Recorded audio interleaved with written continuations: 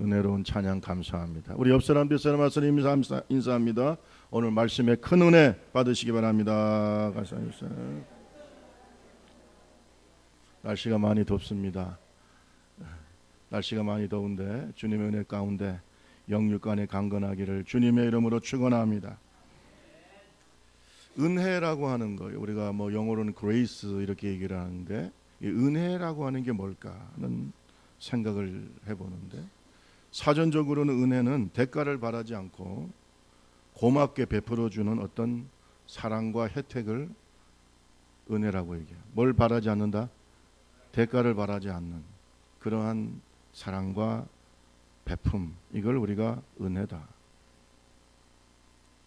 그래서 은혜를 받으면 마음이 당연히 감사하는 마음이 있겠죠.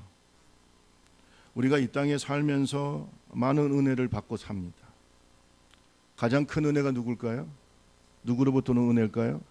물론 하나님의 은혜인데 뭐 일반적으로 보면은 부모님들이 베풀어 주신 은혜를 잊을 수가 없어요. 제가 지난번에도 말씀을 드렸지만 우리가 이 부모님의 은혜라는 것은 그 부모님이 어떤 자격이 있고 어떤 뭐 물질적으로나 뭐 여러 가지 세상적으로나 가문적으로나 뭐 사회적 배경 이런 걸 갖추고 있기 때문에 그분에게 우리가 감사하는 게 아니죠. 우리가 이 세상에 존재하게 만들었기 때문에 우리를 낳았잖아요. 우리를 낳아주신 하나님의 은혜도 있지만 또 우리 부모님들의 은혜가 우리가 잊을 수가 없죠. 우리를 존재케 하기 때문에 감사해야 된다. 그래서 뭐 우리가 군대 갔을 때 보면은 어머니 은혜 노래 부를 때는 다 군인들이 다 눈물을 흘리는 것이죠. 그러니까 아마 이 조교들이 언제 울어야 될지를 잘 아는 것 같아요.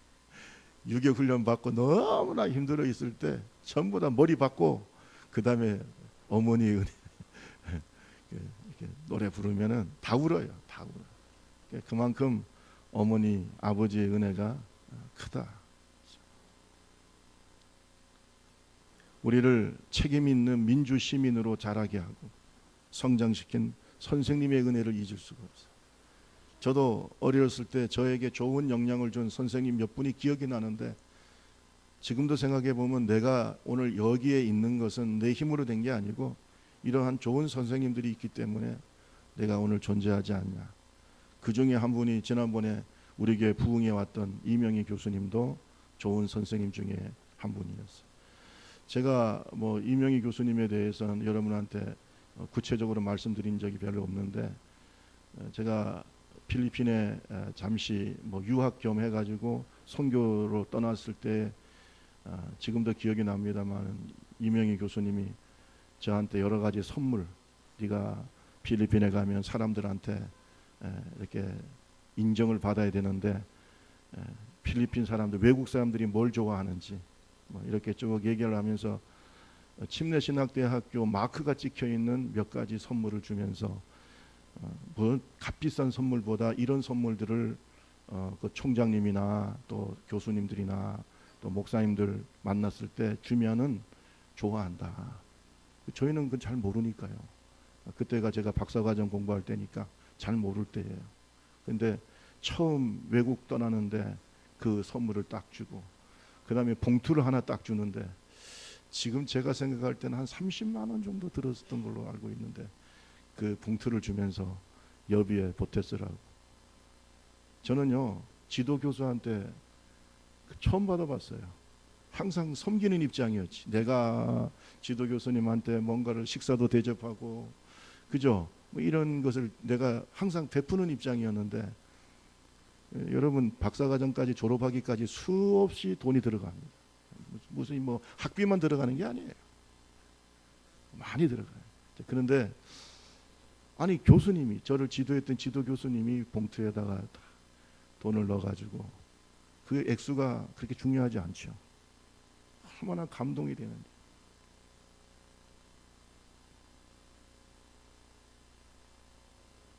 좋은 선생님이 있다는 건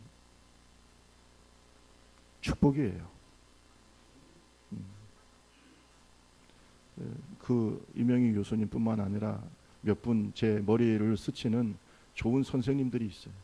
그래서 스승의 은혜 저도 요새 뭐 제 제자들이 저한테 스승의 은혜 뭐 노래 불러주시고 또 뭐 연세 드신 또 제자가 스승의 은혜 노래 부를 때는 조금 제가 마음이 좀 황망해요. 그거 받기가 좀 그런데 어쨌든 간에 스승의 노래 불러줄 때마다 제 마음속에 생각나는 그런 좋은 스승들, 육체적으로 우리에게 건강한 시민이 되기 위해서 가르쳐준 선생님의 은혜도 있지만 영적인 선생님들의 은혜가 있지 않아요. 저는 뭐 정경철 목사님 같은 좋은 선생님이 있었고 박정래 장로님 같은 좋은 영적 지도자가 있었어요. 신창균 목사님 같은 저희를 주례해 주신 목사님, 또 우리를 중매해 주신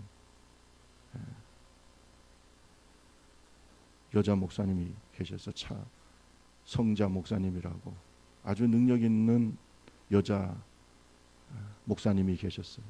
차성자 목사님.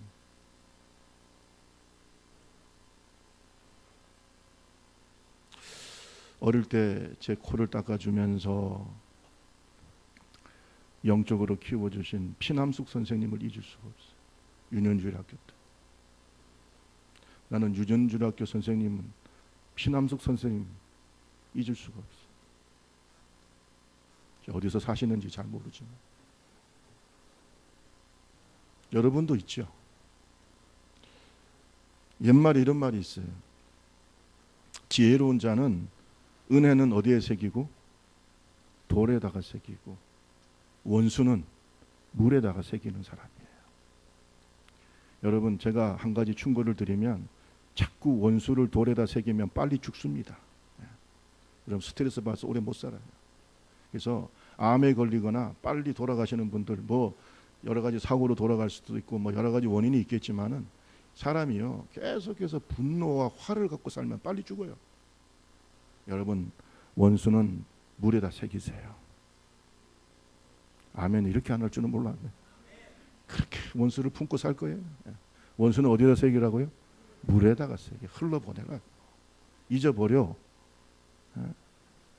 저희 아버지도 쓰러지시기 전에 가만히 보니까 굉장히 민감해집니다. 사람이 민감해져 가지고 모든 게 걸려. 그건 본인이 그러는 걸 어떻게 하겠어요. 그러다 결국 쓰러져 가지고 18년 누워 계셨어요. 본인이 누워 있는 것도 본인이 누워 있는 건데 그것 때문에 가족들이 18년 동안 얼마나 힘든지 알 수 없어요. 이건 여러분, 저는 그래서 병원이라고 하면 진절머리가 나는 사람이에요. 솔직히 얘기해서.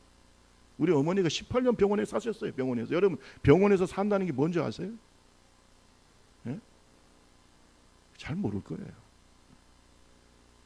대전중앙병원에 우리 집이었어요. 우리 어머니 집이 대전중앙병원이었어요. 거기에서 거의 10년 가깝게 사셨어요.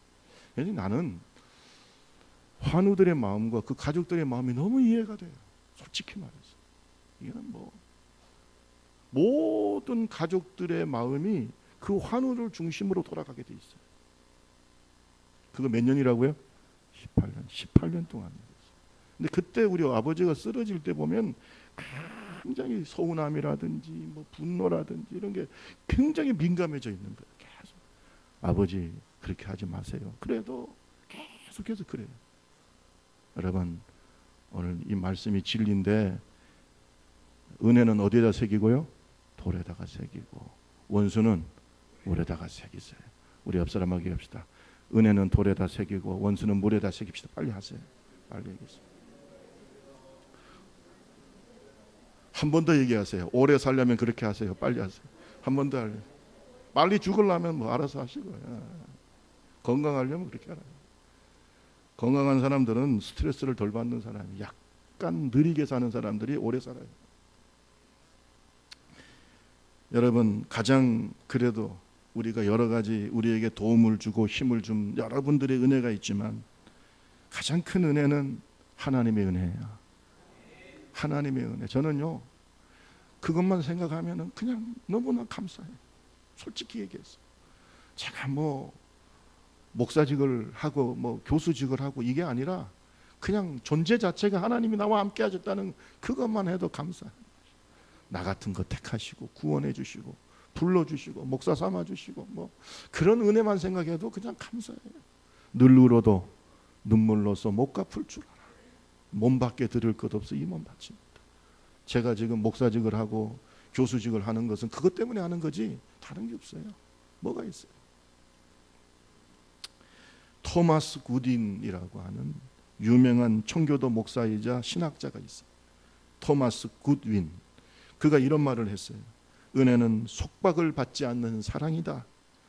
은혜는 자비나 사랑을 보완하는 것이라는 점에서 그것들보다 더 낫다. 은혜는 단순한 사랑이 아니고 주권자 곧 자기가 뜻하는 대로 모든 것을 실천할 수 있는 능력이 있고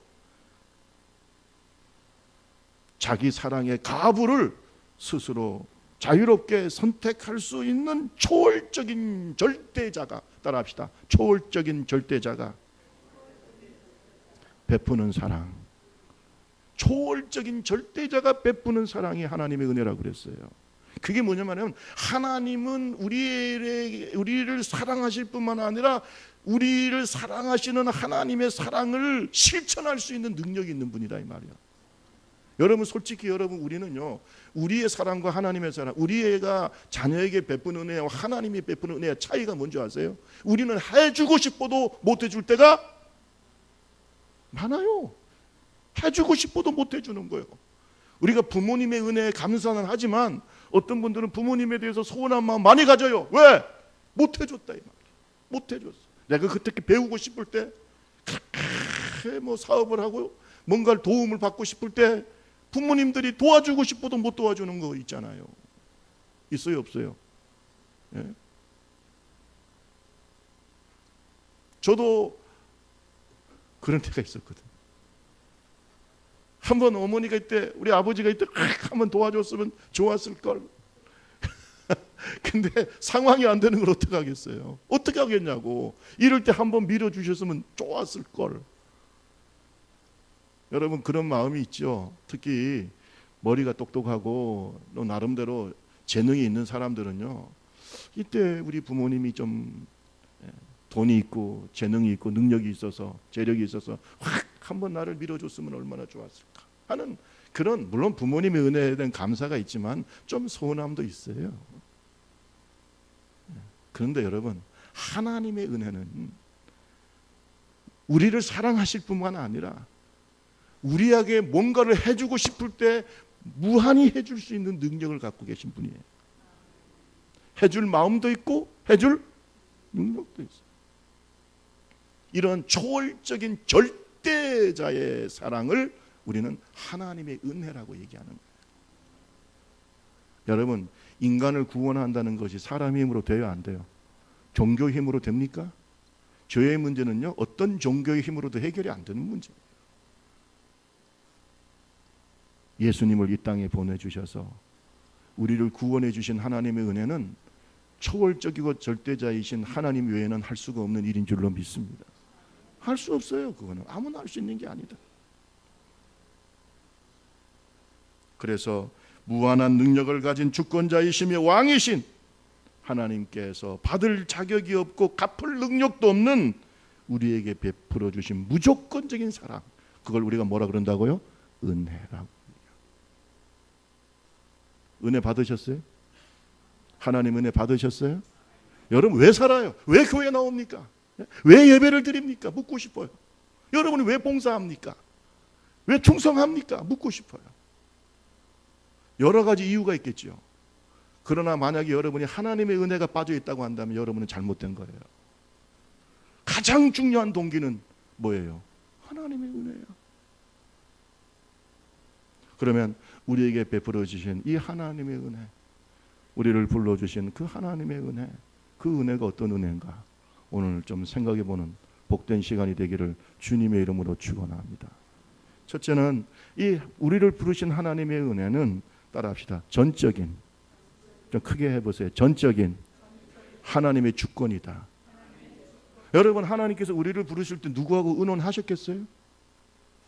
누구의 도움을 받으셨을까요? 누구로부터 정보를 들으셨을까요? 그럴 필요가 없어요. 하나님은 전지전능하신 하나님이신 줄로 믿습니다. 하나님의 판단과 결정에 영향을 줄 자는 없어요. 하나님 그래서 스스로 있는 자라는 거예요. 하나님은 스스로 결정하십니다. 스스로 존재하십니다. 하나님의 그 존재와 하나님의 결정에 영향을 줄 존재는 이 세상에 존재하지 않습니다. 그 하나님이 우리를 선택한 거예요. 아멘 소리 이렇게 적을 줄은 꿈에도 몰랐네. 아멘이십니까? 그 하나님이 우리를, 절대적인 하나님이 우리를 선택한 거예요. 대통령의 선택을 받아도 사람들이 맨발로 뛰어나간다.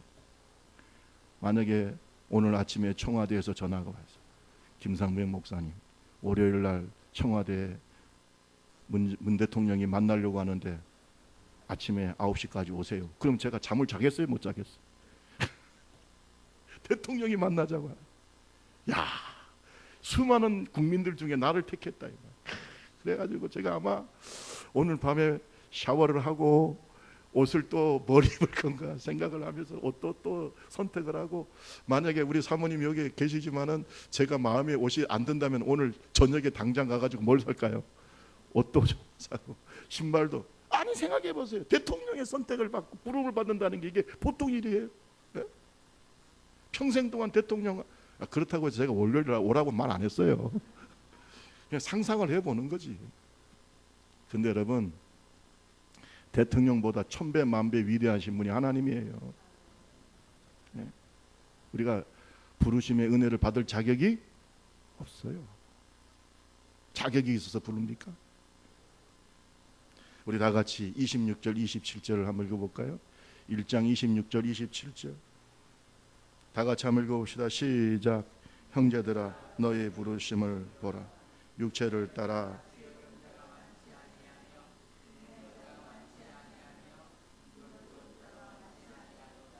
그러나 하나님께서 세상에 미련한 것들을 택하사 지혜 있는 자들을 부끄럽게 하려 하시고 세상에 약한 것들을 택하사 강한 것들을 부끄럽게 하시고.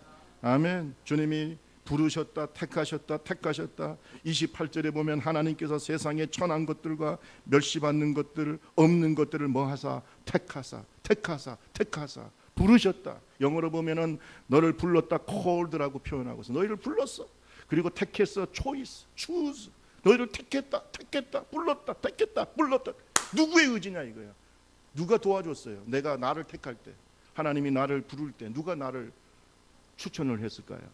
아이고, 김상백 목사가 괜찮은 사람이니까 하나님 한번 불러보세요. 누가 얘기했어요? 그게 아니에요. 순전한 하나님의 선택이에요. 하나님의 주권적 선택이에요. 그래서 여러분, 저는요 이런 말을 하는 사람 들어보면 제 가슴이 아파요. 저는 자격이 없어요. 목사님, 저는요 정말 부족해요. 하나님이 그걸 모르고 불렀어요? 모르고 부르냐고요? 그러면 지금 자격이 있어서 부른 사람이 있어요? 하나님을 몰라도 너무나 모르는 겁니다. 여기서 지금 보세요. 오늘 성경 말씀에 자격이 있고 능력이 있어서 불렀냐는 거예요. 그게 아니에요. 하나님이 그냥 택하시고 부르신 거예요. 이스라엘을 하나님께서 부르실 때 뭐라고 했습니까? 이스라엘 민족이 다른 민족보다 수요가 많고 능력이 있고 똑똑하고 문명을 이룰 만한 그러한 위대한 민족이기 때문에 불렀습니까? 성경을 보세요. 하나님이 이스라엘을 택하여 부르신 것은 다만 사랑하기 때문이다. 콩고풀이 씌인 거예요. 제가요 그런 얘기 종종 듣는데, 어떤 사람이 선을 뭐 50번을 봤다든가 선을 많이 봐. 근데 나중에 결혼하는 사람들 보면 어때요? 아니, 한 50번 선을 봤으면 미스 코리아하고 결혼해야 되지 않아요? 예? 한 50번 선을 봤으면 세상에 그런 미인들 다 봤을 거 아니에요. 그러면 미스 코리아하고 결혼하든지 아니면 무슨 뭐 슈퍼 모델하고 결혼하든지. 근데 결혼하는 사람들 보면은 솔직히 얘기해서 좀 이상하게 좀 생각하지. 우리 사모님보다 못해요. 솔직하게 얘기해서 뭘 이렇게 뭐 그렇게 뭐 얼굴이 뭐 이렇게 뭐가 뭐 그냥 그래. 그런데 뭐가 씌인 거요? 나도 마찬가지 아니겠어요? 세상에 어떤 여자를 봐도 우리 사모님보다 이쁜 여자는 없는 것 같아. 제 생각에. 여러분 생각은 어떠신지 몰라. 나 물어볼 필요도 없어요. 물어볼 필요도 없어. 생각해 보세요. 자기 아내가 제일 뭐요? 말 잘하세요. 지금 우리 저기 남자분들 얘기 잘못했다가는 오늘 집에 들어가면 국물도 없어요. 이제 한번 생각을 해보죠. 그래서 우리가 뭐가 씌인다고 그래요? 콩꺼풀이 씌우는 거예요. 여러분, 하나님이 선택할 때요, 하나님은 그냥 사랑하기 때문에 하시는 거예요. 많은 사람들 중에 좀 나은 사람을 선택한 게 아니에요. 믿습니까? 하나님이 그냥 부르신 거예요. 주권적 선택이에요. 그래서 어떤 남자가 텔레비전에 나와가지고, 아니 그 여자가 뭐가 좋아서 결혼했냐고 물으니까 그 남자가 하는 뭐라고 얘기하냐면 다 좋대요. 다 좋대. 저는 그 말이 정답이라고 봐요. 아이고, 우리 그 사람이 눈이 이뻐요, 뭐 코가 이뻐요, 뭐 날씬해요, 뭐 음식을 물론 그런 게 다 있겠죠. 그런데요, 사람이 콩쿠뿔이 씌우면 뭐가 좋아? 그냥 다 좋아요. 근데 나중에요, 이 콩쿠뿔이 딱 떨어지면요, 다 싫어지는, 이제 백이 싫어지는 거야. 여러분 잘 들으세요. 하나님이 우리를 사랑해서 선택했어요. 대단히 잘난 장점이 있고 대단히 뭐가 있어서 선택한 게 아닙니다. 다시 한번 말씀드립니다. 누가 우리를 부르셨습니까? 누가 우리를 택하셨습니까? 우리를 부르고 택하신 주체가 누굽니까? 사람입니까? 하나님, 전적인 하나님의 주권이요, 하나님의 은혜인 줄로 믿습니다. 자, 우리 1장 30절 볼까요? 1장 30절.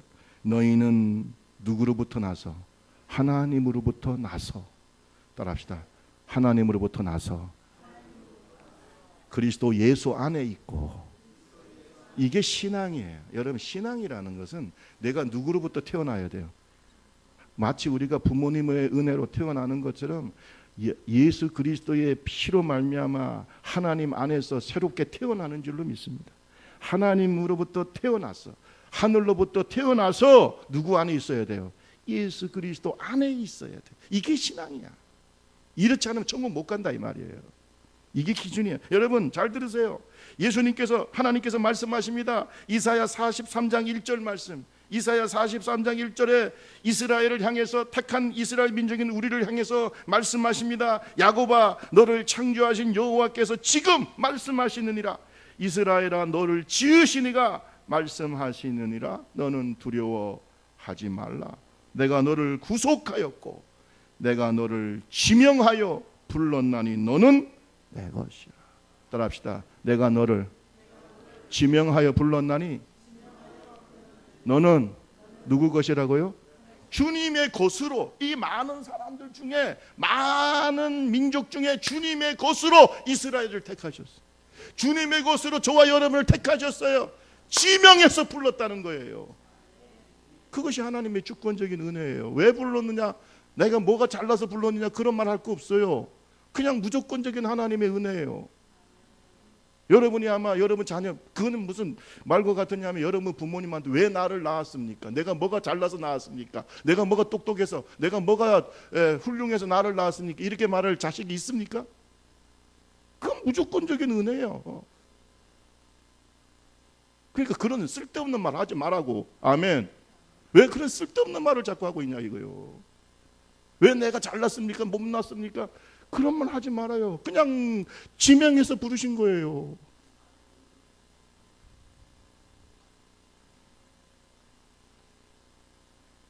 하나님의 것으로 부른 거예요.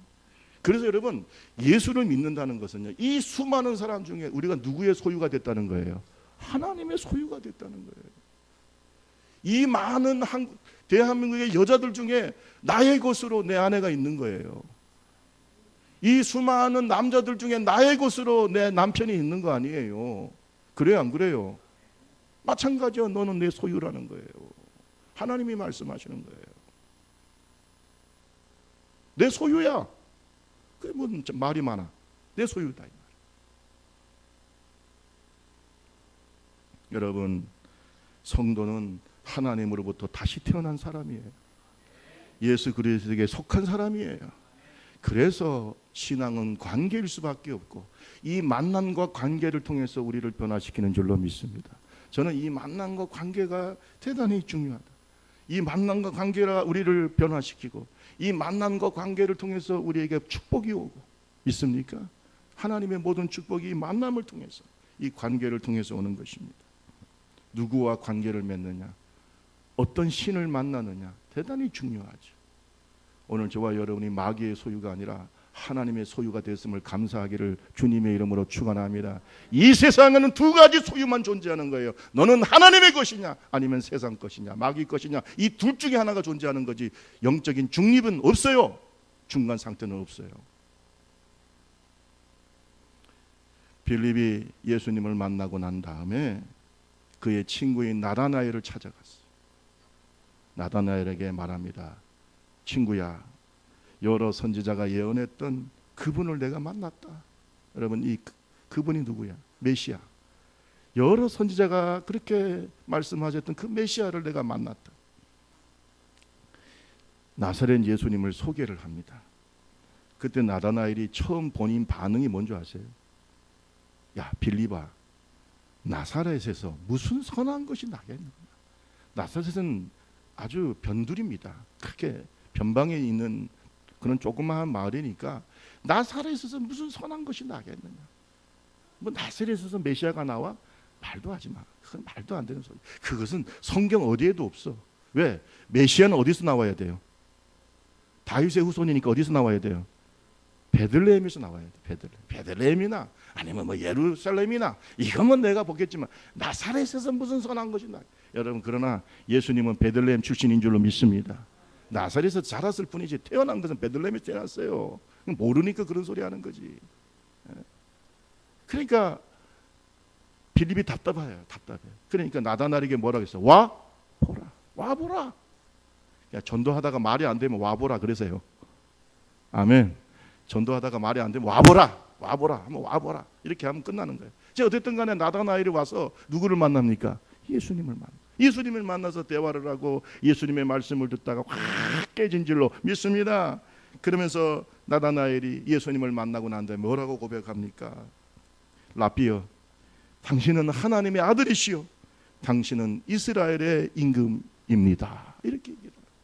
당신은 하나님의 아들이요 이스라엘의 임금입니다. 만남을 통해서 주님이 그를 제자로 삼아주신 줄로 믿습니다.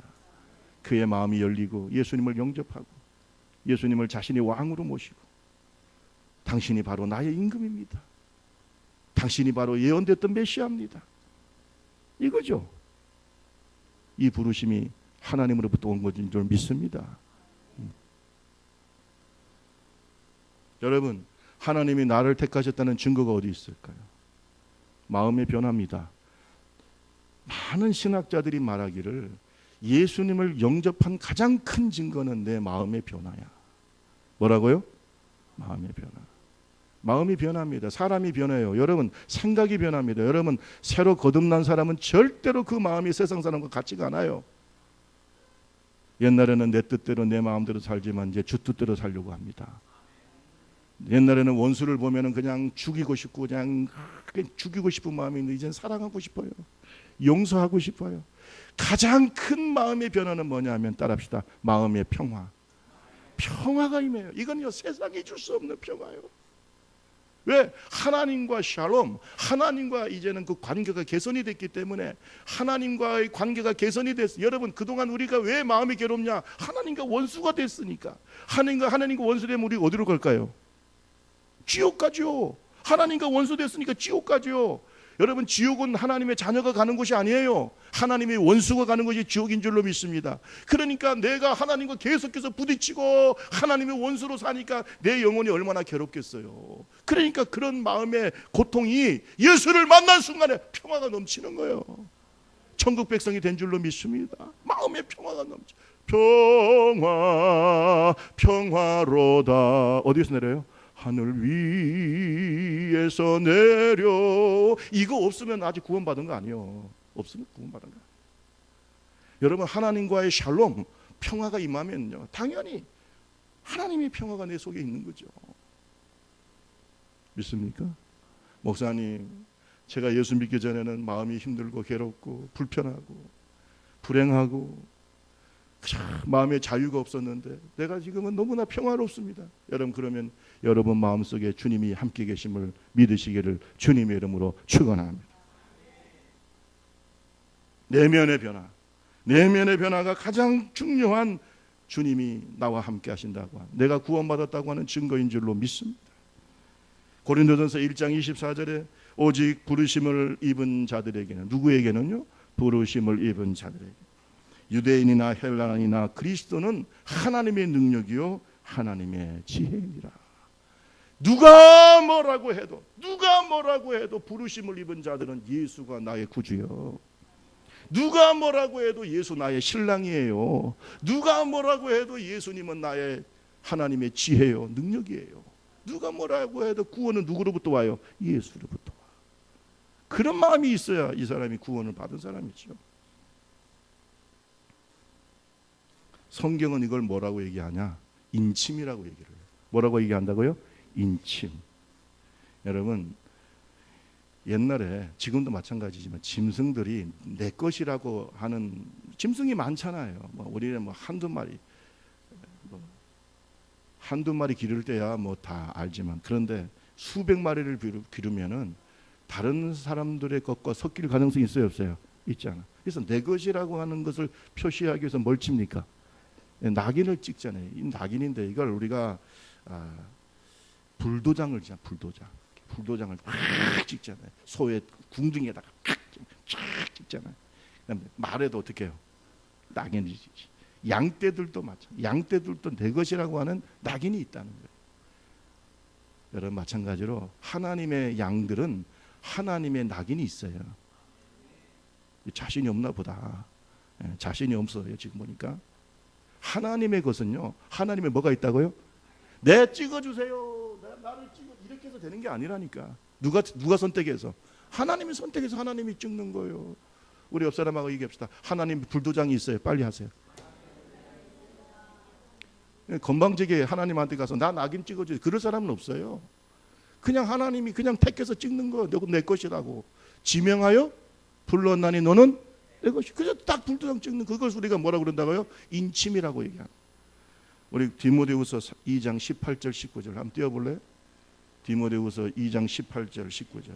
자, 진리에 관하여 같이 한번 앞에 있으니까 읽어볼까요? 시작.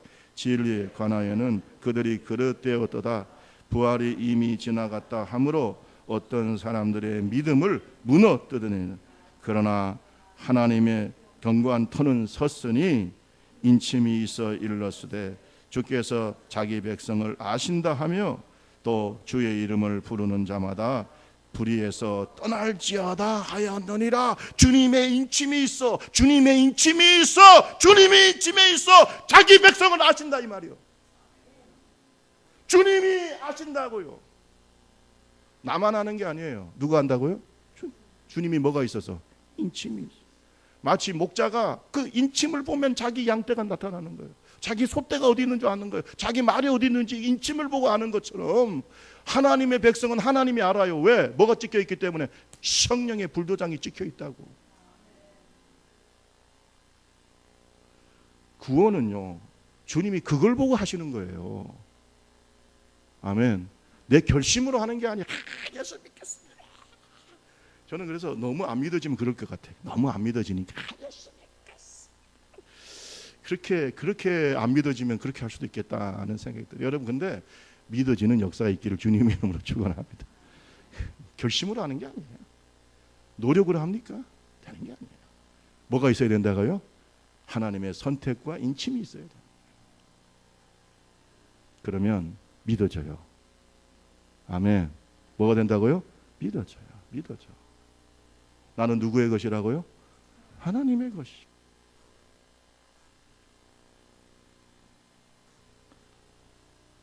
요한계시록 7장 4절에 보면 내가 인침을 받은 자의 수를 들으니 이스라엘 자손의 각 지파 중에 인침을 받은 자들이 14만 4. 이스라엘 백성들 중에 14만 4천 명을 하나님이 인쳤다. 여러분, 하나님은 자기 백성에게 도장을 찍습니다. 누가 찍어요? 하나님이 찍지. 내가 원해서 찍는 거 아니에요. 그래서 하나님의 부르심과 선택은 절대적으로 하나님으로부터 오는 거지 내가 선택하는 게 아니에요. 일반적인 종교는 누가 선택해요? 내가 선택해. 내가 불교를 선택하고 내가 뭐 이슬람교를 선택하고 내가 선택해. 그러나 절대로 성경은 그렇게 말하지 않아요. 기독교는 하나님이 선택해요. 하나님이 불러요. 건방지게 내가 나가가지고 하나님 나 선택해 주세요. 그럴 자는 이 세상에 존재하지 않아요. 우리는 몰라요. 하나님의 그 은혜도 모르고 살아계심도 몰라. 그냥 하나님이 찾아오시는 거예요. 아브라함을 찾아오셨듯이. 믿습니까? 다윗을 찾아오셨듯이, 요셉을 찾아오셨듯이. 아멘 할 때까지 계속해요. 베드로를 찾아오셨고 나다나엘을 찾아오셨고. 믿습니까? 심지어 핍박자였던 사울도 주님이 어떻게 해요? 찾아오셨어요. 그래서 우리가 이걸 뭐라 그런다고요? 은혜라고 하는 거예요. 주의 은혜 사슬되사 나를 주께 매소서. 이 찬송은 구원받은 자만이 알 수 있는 찬송이에요. 이게 아무나 부르는 찬송이 아니에요. 주의 은혜 사슬되사 나를 주께 매소서. 왜? 도장이 찍혀 있어요. 예수를 부인하려고 해도 부인할 수 없어요. 절대로 부인할 수 없습니다. 할 수가 없어. 왜? 내 영혼에 도장이 찍혀 있어요. 우리 옆 사람하고 얘기해 보세요. 예수 없이 살 수 있습니까? 하고 물어보세요. 없다고 생각하십니까? 살 수 없다고 생각하면 여러분께서 성령의 도장이 있다는 걸 믿으시기 바랍니다. 그런데 여러분 중에 글쎄요, 뭐 기분 나쁘면 안 믿을 수 있죠. 그러면 아직까지 도장이 안 찍혀. 이거 다니다 보면 좀 기분이 나쁘고 뭐 시험에 들고 그러면 뭐 교회 떠날 수도 있지요. 그 사람은 아직 성령의 도장이 찍혀 있는 게 아니에요. 절대로 떠날 수 없습니다. 마음이 다릅니다. 아멘. 하나님께 구원받은 자들은 마음이 다르다. 이 선택은 누구로부터 온다고요? 하나님으로부터 온다. 꼭 기억하시기를 주님의 이름으로 축원합니다.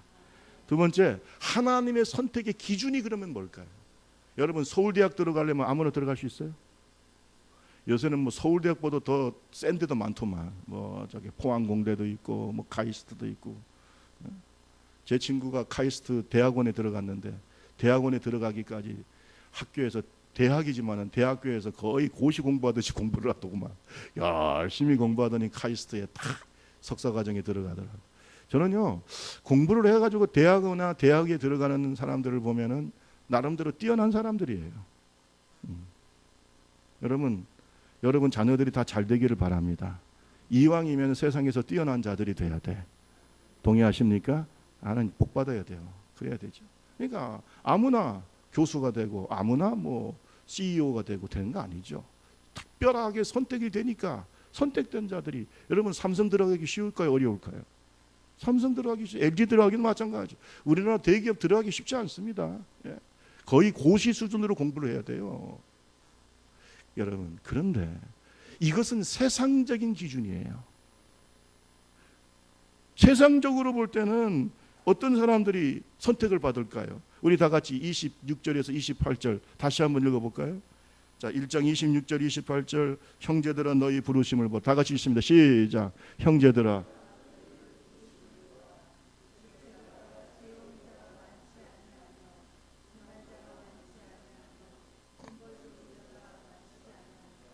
그러나 하나님께서 세상에 미련한 것들을 택하사 지혜 있는 자들을 부끄럽게 하려 하시고 세상의 약한 것들을 택하사 강한 것들을 부끄럽게 하려 하시며 하나님께서 세상의 천한 것들과 멸시받는 것들과 없는 것들을 택하사 있는 것들을 폐하려 하시고. 저가요 솔직히 얘기하면 교수님들의 모임을 가잖아요. 갈 수밖에 없잖아요. 제가 임원이니까 가면은 거기에는 어느 정도 수준이라는 게 있어요. 사람들의 모임이라는 것이. 그래서 내가 이 모임에 내가 속해 있다는 것 자체가 어떤 때는 참 감사할 때가 있어요. 이런 분들하고 내가 같이 대화를 하고 같이 밥을 먹고 교제할 수 있구나라고 하는 생각에 어떤 때는 감사하다 이런 생각이 들 때 있어요. 근데 여러분 잘 들어보세요. 하나님의 부르심은 그런 게 아니에요. 세상의 부르심은 뭐예요? 세상의 부르심은 능한 자, 문벌 좋은 자, 그 다음에 뭐 어떤 사람들이에요? 지혜로운 사람, 강한 사람, 이런 사람들이 선택을 받아. 그렇죠? 그런데 하나님의 부르심은 그런 기준이 아니에요. 따라합시다. 세상의 기준과 다르다. 그러면 주님이 선택은 뭐예요? 세상의 약한 자들, 또 뭐예요? 미련한 자들, 천한 자들, 면시받는 자들을 택해서 세상에 지혜롭고 강하고 있는 자들을 부끄럽게 하려 하신다. 이제 이걸 잘못 해석을 하면, 그럼 교회는 세상에서 없는 자들, 약한 사람, 이런 사람들만 모입니까? 여러분, 주님이 말씀하시는 이런 뜻이 아니에요. 주님이 부르시는 것은 이런 세상의 기준과 같지 않다는 거예요. 저는요, 어떤 때는 이 하나님의 기준이 더 엄격한 것 같아, 세상의 기준보다. 그럼 하나님의 기준을 알 수 있는 게 뭐냐? 다윗을 선택하시는 주님의 마음이에요. 아멘. 다윗을 선택할 때 보면 하나님이 우리를 부르실 그 선택의 기준이 나타나요. 여러분, 사울이 하나님 앞에 교만하니까 하나님이 피하셨어요. 여러분, 절대 교만하지 마세요. 교만하면 하나님 피해버리십니다. 항상 기다려주는 게 아니에요. 사울이 계속 교만 떠니까 주님께서 결국 피해버렸어요. 피하고 지금 누구를 선택하세요? 다윗을 선택하려고 사무엘이 갔지만은 다윗인 줄은 모르고 간 거예요. 이새의 집에. 그러니까 이새의 집에 이제 사무엘이 갔습니다. 가가지고 이제 뭐 미리 기별을 했으니까 아들들을 다 준비를 시켰어요. 7 아들이 다 나타났어요. 첫째 아들이 누굽니까? 엘리야, 그 다음에 아미나답, 그 다음에 삼마, 계속해서 이제 앞을 지나가는데, 여러분, 아들들이 얼마나 잘났는지 딱 지나갈 때마다 사무엘이 뭘 부으려고 그랬어요? 기름을 부으려고 그랬어요. 잘났어. 얼굴도 잘생기고 키도 크고 용사들이고, 그러니까 막 너무나 그 아들들을 딱 보니까 사무엘이 마음이 뿌듯해. 그러니까 딱 아비나답이 지나가려고 하니까 딱 기름을 부으려고 하고, 그 다음에 뭐 엘리압이 지나가니까 딱 기름을 부으려고 하고, 삼마가 지나가니까 딱 기름을 부으려고. 그러니까 기름을 딱 부으려고 할 때마다 주님께서 안 된다 이렇게 말씀. 그러면서 주님이 하신 말씀이 뭔지 아세요? 여호와께서 사무엘에게 이르시되 그의 용모와 키를 보지 말라. 뭘 보지 말라? 용모와 키를 보지 마라. 내가 이미 그를 버렸노라. 내가 보는 것은 사람과 같이, 잘 보세요. 내가 보는 것은 뭐와 같지 아니한다. 사람과 같지 아니하니, 사람은 외모를 봅니다. 스펙을 봅니다. 능력을 봅니다. 강한 것을 봅니다. 있는 것을 봅니다. 그러나 나는 외모를 보지 않아. 나는 뭘 본다고 그랬어요? 중심을 본다. 7명이 다 지나갔어.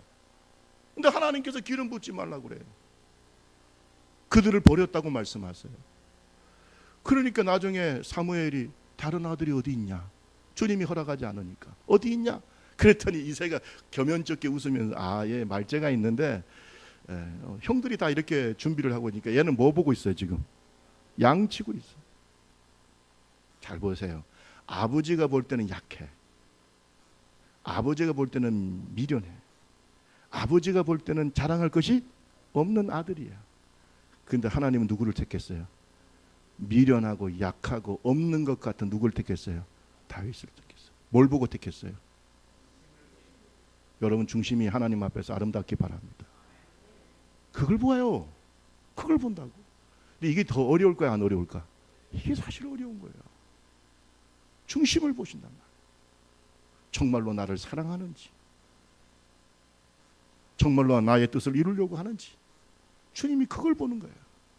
그래서 여러분, 사도행전에 보면은 하나님께서 이새의 아들 다윗을 만나니 내 마음에 합한 사람이라 했어요.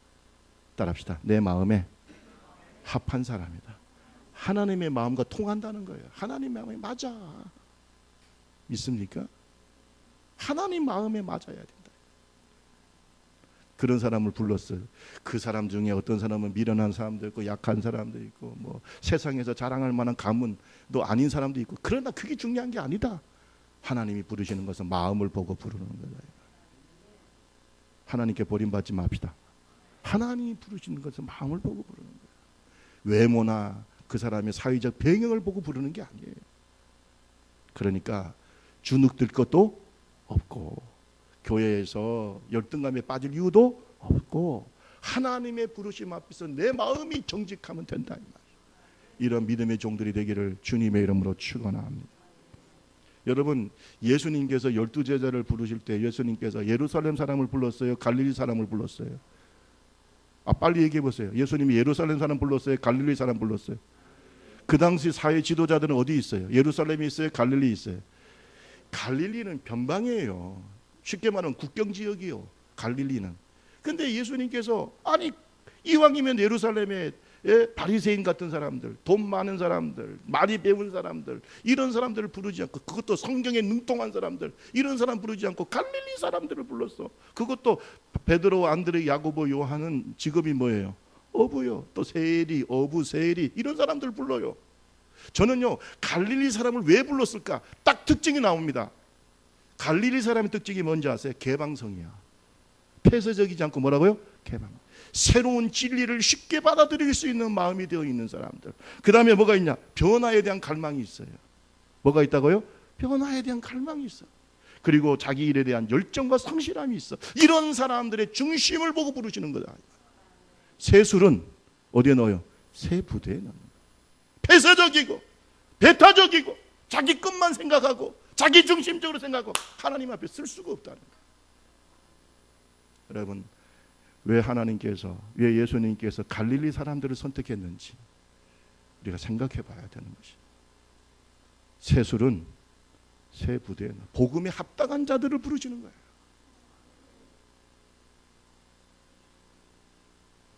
하나님의 선택의 기준은 세상의 선택 기준과 다르다. 깨닫기를 주님의 이름으로 축원합니다. 뭘 보신다고요? 중심을 보십니다. 마지막으로 한 말씀만 더 드릴게요. 주님께 선택받은 자들은 오직 주 안에서 자랑해야 돼요. 할렐루야. 우리 성경을 한번 보겠습니다. 우리 29절 31절 읽어봅니다. 29절에서 31절. 이는 시작. 이는 아무 육체도 하나님 앞에서 자랑하지 못하게 하려 하심이라. 너희는 하나님으로부터 나와서 그리스도 예수 안에 있고 예수는 하나님으로부터 나와서 우리에게 지혜와 의로움과 거룩함과 구원함이 되셨으니 기록된 바 자랑하는 자는 어디서 자랑하라고요? 주 안에서. 이 말은 무슨 말입니까? 오직 주님만 자랑하라는 거예요. 왜? 내 공로나 내 능력이 아니고 누구의 능력으로? 하나님의 능력과 하나님의 은혜로 구원을 받았으니 당연히 그 영광과 공을 누구한테 돌려야 돼요? 하나님께 돌리라. 따라합시다. 주 안에서 자랑해라. 여러분, 저는 이걸 정말 지켜야 돼요. 특별히 큰 일을 할수록, 하나님 앞에 중요한 일을 할 수 있도록, 하나님 앞에서 사명을 다하는 사람일수록 먹든지 마시든지 무엇을 하든지 하나님께 영광을 돌려요. 왜? 내 힘과 내 능력으로 하나님의 자녀가 된 것도 아니고, 내가 하나님이 주시는 능력과 하나님이 주시는 힘과 은사를 가지고 주님의 교회를 섬기기 때문에 우리는 그 확실한 그 사실을 인정해야 되는 것이. 여러분, 우리는 의인입니까? 죄인입니까? 죄인이에요. 우리 같은 사람이 절대로 하나님 앞에 부름을 받아가지고 대단한 일로 쓰임받을 자격이 있는 게 아닙니다. 그러니까 그 공을 누구한테 돌려야 돼요? 하나님께 돌려요. 그게 겸손이에요. 저는 그래서요, 겸손이라는 것은요, 하나님 앞에서 자기 자신의 위치를 정확하게 깨닫는 사람이 겸손한 거예요. 자꾸 그 찌를 벗어나가지고 누구같이 되려고, 하나님같이 되려고 하는 것이 이게 사탄의 속성이 뭡니까? 교만. 겸손한 사람은 내가 어떤 사람인 줄 아는 사람이에요. 지혜로운 사람이에요. 나는 부름받을 자격이 없는 사람이에요. 구원받을 자격이 없는 사람이에요. 그러나 하나님이 나를 불러주셨고 나를 구원해 주셨고 나를 써주시고 나를 택해 주시고 일꾼 삼아 주시고, 전적인 누구의 은혜입니까? 하나님의 은혜잖아요. 그게 사실이잖아요. 그러니까 당연히 영광을 누구한테 돌려야 돼요? 하나님께 돌려야죠. 주 안에서 자랑합시다. 다른 말로 말하면 주님만 자랑하라. 그래서 바울 사도는 뭐예요? 바울 같은 대사도도 내가 살아도 주를 위해서 살고 죽어도 주를 위해서 죽는다. 사나 죽으나 나는 주의 것이라고 그랬어요. 대사도, 바울과 같은 대사도도 그런 고백을 하고 있어요. 겸손합시다. 주 안에서 자랑해야 돼요. 먹든지 마시든지 무엇을 하든지 하나님의 영광을 위해서 살아야 돼요. 베드로전서 4장 11절 말씀에 보면 만일 누가 말하려고 하면 하나님의 말씀을 하는 것 같이 하고 누가 봉사하려면 하나님의 공급하시는 힘으로 하는 것 같이 하라. 이는 범사에 예수 그리스도로 말미암아 누가 영광을 받으시기 위해서 하나님이 영광을 받으시게 하려 함이라. 그러니까 여러분, 김상민 목사가 설교할 때도 내가 박사고 내가 설교학을 가르치고 내가 대단한 사람이고 내가 말도 잘하고 내가 옛날에 웅변도 했고 내가 당연히 설교를 잘하지, 이렇게 하면 하나님께서 나를 어떻게 해요? 설교할 사람 네밖에 없냐? 많아. 근데 설교를 할 때도 이 말씀을 누가 주셨고? 하나님이 주셨고, 하나님이 말할 수 있는 건강도 주셨고. 아멘 좀 크게 하세요. 하나님이 내가 말할 수 있는 이 입도 만들어 주셨고, 하나님께서 말할 수 있도록 내 뇌도 건강하게 해주셨고, 우리 아버지 하나님께서 뇌를 딱 쳐가지고 뇌가 그냥 뇌에서 그냥 피가 나가지고 뇌가 그냥 마비돼 버리니까 아무것도 할 수가 없어요. 뇌 출혈 해가지고 쓰러져가지고 뇌가 마비되니까 아무것도 못해요. 말도 제대로 못하셨어요. 제가 만약에 설교하다가 오늘 딱 쓰러져 보세요. 여러분이 김상민 목사를 도대체 몇 달 동안 담임 목사로 인정할 것 같아요, 여러분이. 예? 아마 제가 이게 뇌출혈을, 우리 사모님한테 죄송합니다, 이런 말 하면 안 되지만 우리 은혜한테 미안한데 절대 그런 일이 없을 거예요. 그런데 제가 만약에 일이 설교하다가 뇌출혈로 딱 쓰러졌어, 여기서 여러분이 김상민 목사를 얼마 동안 담임 목사로 인정할 것 같습니까? 뭐 한두 달은 하겠지. 와서 뭐 어떤 목사님이 그러더라고, 한두 달 동안 교인들이 열심히 찾아오더래요. 근데 계속해서 말도 제대로 못하고 걷지도 잘 못하고 계속 쓰러져 있어. 그러면 이제 우리 장로님이 뭘 소집할까요? 당회로 소집하겠죠. 이제 우리 교회가 담임 목사 자리가 계속해서 비어 있으니까 이제 어떻게 해야 될까요? 담임 목사 뽑아야 되지 않겠어요? 하나님의 은혜예요, 아니에요? 제가 지금 설교하는 것이 하나님의 은혜 아니에요? 뭐 내가 잘나가지고 설교합니까? 내가 뭐가 잘나가지고 박사가 되고 내가 뭐가 잘나가지고 목사가 됩니까? 다 하나님의 은혜예요. 하나님께서 나를 건강을 주셨고 나를 세워주셨고 하나님이 나에게 말할 수 있는 능력과 지혜를 주셨으니 하는 거지. 하나님 앞에서 오직 주님만 자랑할 수밖에 없어요. 성경이기 때문에 말하는 게 아닙니다. 이건 저의 삶이에요. 제가 우리 아버지 쓰러졌을 때, 아버지 발을 붙잡고 있을 때 아버지께서, 하나님께서 저한테 말했어요. 김 목사 잘 봐라, 너의 교과서다. 내가 능력을 주지 않고서는 너는 아무것도 할 수 없어. 하나님이 건강을 주시기 때문에, 말할 수 있는 능을 주시기 때문에, 하나님이 주시기 때문에 하는 거지. 네가 뭐가 잘나가지고 하는 것인 줄 아냐? 그때만 해도 제가요, 철없는 목사였어요. 27살에 교회를 개척해가지고 1년 만에 100명 이상 모이고 얼마나 교만 떨었는지 알 수 없어요. 내가 내 힘으로 하는 줄 알았어. 딱 하나님께서 아버지를 쓰러뜨리면서 하는 말이, 잘 봐라. 저는 우리 아버지가 쓰러질 줄은 몰랐어요. 꿈에도 몰랐어요. 큰 사업을 하는 사람이었어요. 부산에서 해군 수리창을 만들고, 여러분 도대체 얼마나 많은 돈을 벌지 우리는 상상을 못했어요. 야, 이게 해군 수리창을 다 만들어놨어. 대우공사가 기다리고 있었어요. 아버지가 키를 딱 주면서, 아버지가 타던 자가용을 저한테 주면서, 김 목사 네가 타라. 저는 목사를 다 그렇게 하는 줄 알았어요. 30도 안 돼가지고 세단차 그냥. 괜찮아요. 제가 자랑하려고 하는 거니까. 나는 그 차 키를 받으면서 나는 그랬어요. 아, 목회가 이렇게 쉽구나. 아버지 잘 만나니까 이렇게 되는구나. 예?